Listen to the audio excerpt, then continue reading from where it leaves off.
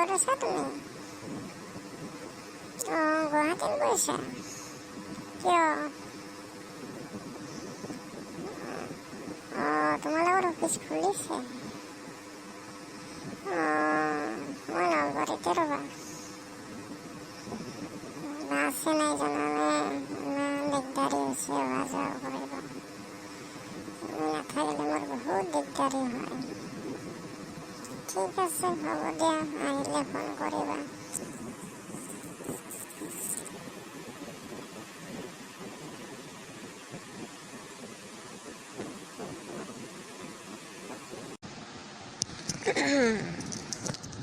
শুনি আছোঁ ৰ, শুনিয়ে। অ' প্ৰীতি, অ' সেইজন কোনি ফোনত? নতুনকৈ পঠাইছা নেকি কোনোবা আৰু? তো কি নামে? বিনোদ? অঁ, দে ভালেই হৈছে দে।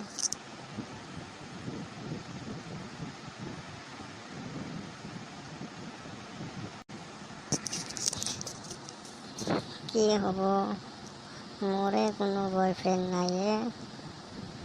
এনান সময়ত বয়ফ্ৰেণ্ডৰ বহুত দৰকাৰ। বাইকখনৰ পিছত উঠি যাব পাৰি, অহা যোৱা কৰিব পাৰি, কলেজত যাব পাৰি, বজাৰ কৰিব পাৰি, কিমান সুবিধা। কিমানজনৰ লগত কথা পাতিলোঁ, কিন্তু কোনো এজনে মোক ভালদৰে ভাল পায় নাই, নাপায়।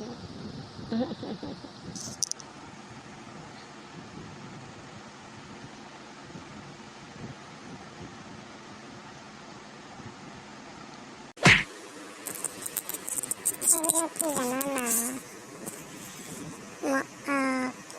মধ্য ইয়াত নষ্ট কৰিব। দুদিন মিছ কল দিলে ভাল পাব বুলি ভাবে। এতিয়া যে ল'ৰাটো আছে, মনত মস্ত পাগলা, মোক মস্ত ভাল পায়। কিন্তু সি ধনৰ গম নাপায় যে মই তাক এই লকডাউনটো শেষ হ'লে লাত মাৰিম। মন আছে নহয় বেয়া ঠিক হৈ।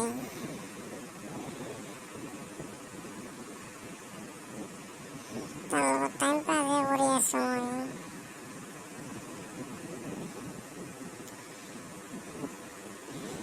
টাইমনো কি পাছ কৰিবি,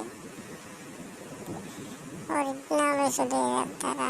আজি অলপ পইচা খুজিছিলোঁ, এই লিপষ্টিক নাই, পাউডাৰ নাই, ফেয়াৰ লাভলী নাই, ঘৰত একোৱে নাই জানানা।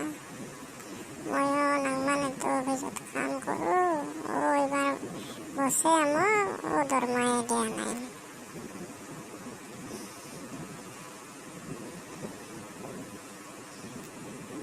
চলিটো ভাল আছিলে, কৰ্মী চলি, পিছে কি হ'ব, মস্ত দেখা, কিবাকে গাড়ীখন কিনিছে।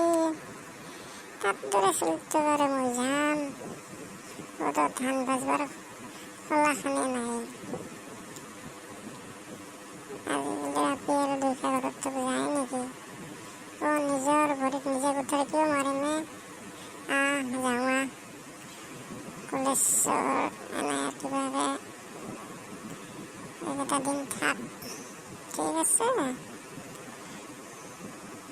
বল, ক'ৰবাত কিবা খাওঁ